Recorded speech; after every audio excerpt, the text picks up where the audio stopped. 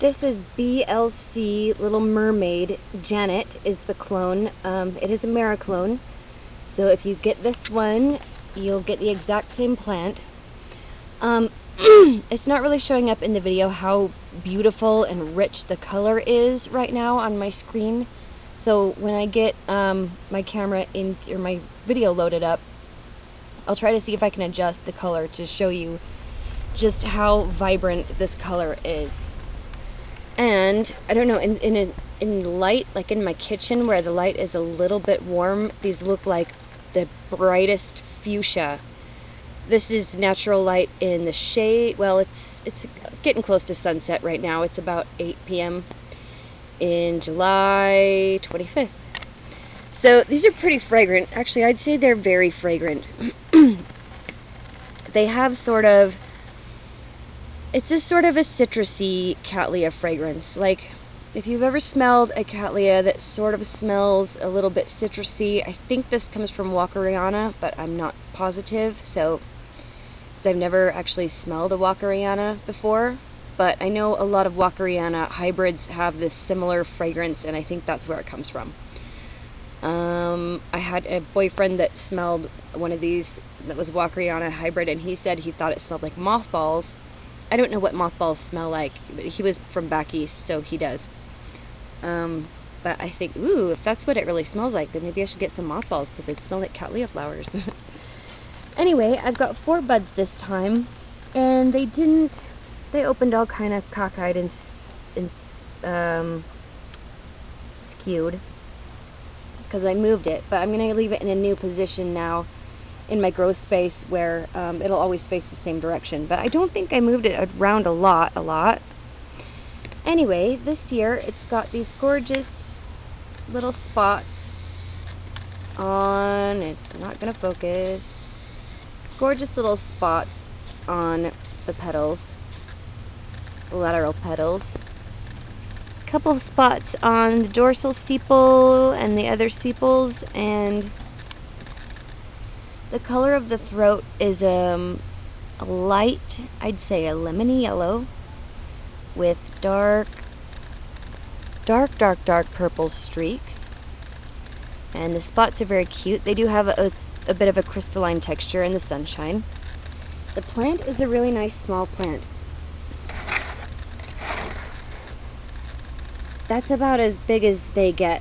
I'd say this, well, the former growths were pretty small, but the new one's quite a bit bigger. They bloom on mature growths, just barely mature. I just pulled the sheaths off of these the other day, and that lead has not started to root yet, so I would say they root on mature growths. This one does need quite a bit of light. It's got the narrow leaves, really skinny and narrow, and they also stand up vertically. And when you have stuff like this, especially vertical leaves, you can bet most times that if a Cattleya has vertical leaves, that it is going to take more sunlight than others that have leaves that go out to the side. This is because when the sun hits them, they can they're not exposed to as much sun. So that's true for this one. It doesn't really climb, or let's see. No, it doesn't climb very bad. And it's, you know, got a good, nice short space between the rhizomes. So those are nice characteristics. And it also, this one was in a pot with some bark, and I just slowly started picking the bark out and letting the roots just be in there with as little media as possible. And that's how I'm starting to grow a lot of my orchids. I do have to water them more often, but I like that. When I need to repot this, it's just going to have to go into a bigger pot, and I won't have to do anything but maybe put some like styrofoam peanuts in around to keep it steady. But I'm not going to have to do any damage to these roots when it is ready to grow out of this pot. But that's going to be quite a while longer because it's got some space to go still. And this is, I don't know, I wish you could find these little clay pots, these little clay orchid pots. They used to have them at Lowe's. They're very, very cute, and I think it's about a 3-inch pot. So, nice specimen. It's got some damage. I don't know, that damage was on it when it came to me. I did a trade with a very nice woman cross country a few years ago, and this was one of the ones that she sent to me. So, yeah, so you can see the size difference in the pseudobulbs and the growths. They get larger. If they're growing well, they get larger with each growth until they reach their maximum size. So, this is a nice little one. If you've got good sunlight, I mean really good sunlight, I'd recommend this. You could probably get away with growing it under T5 high output bulbs. That is, I did bloom it under those, although I'm not sure if it was actually those bulbs that bloomed it. I think it was possible that it had enough energy from the sunlight that it had had before I put it under those bulbs that made it bloom, and I think I only got 2 flowers that year. So now it's under the LEDs, and this is also a really dark green plant. It's not as dark as it looks on camera, but it is a dark green plant.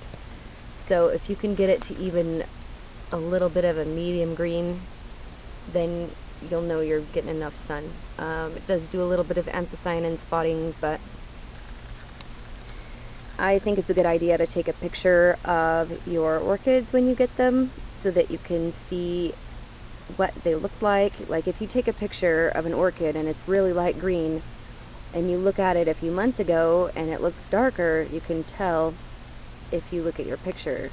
Of course, lighting is going to make a difference and stuff like that. So I don't know how many of you are artists, but there's something called a gray scale, and it's like 10 shades of gray in different lightnesses and darknesses, and you can put that up against, I should just go get mine, you can put it up against the leaf, take a picture, and then if you put that in black and white especially, you'll be able to see what shade it is. And so that way, even if you're looking at your orchid at a different time of day or in different lighting, as long as you have that grayscale to compare with, it's a value scale, I guess we should call it. As long as you have that, you can judge how light or dark your leaves are. Also, oh, you can just make one too. You don't have to buy anything. You just do 10 squares, and you go from white to black, and just color in each square a little bit darker. And then if you're really, really not confident about your judgment, you can poke a hole, like a hole punch. Do a hole punch in the middle, and then you can put that over the leaf and show, and oh my goodness, then you can see which one matches best. Also, you could probably, I'm sure you could print one out online. So yeah, this is a naturally darker plant. It's really, really pretty. I wish the camera could capture how beautiful these flowers are. They're about maybe 3 inches. I don't know. I'm so bad at doing this. There's my finger. I do have kind of small hands, though. I'm a little woman, but so yeah, they're really cute little smallish things, but they have a lot of fragrance, which I think a lot of mini compact Cattleyas don't have a huge amount of fragrance. So this is a nice one. It's fragrant in the early part of the day, and so much so that if even you just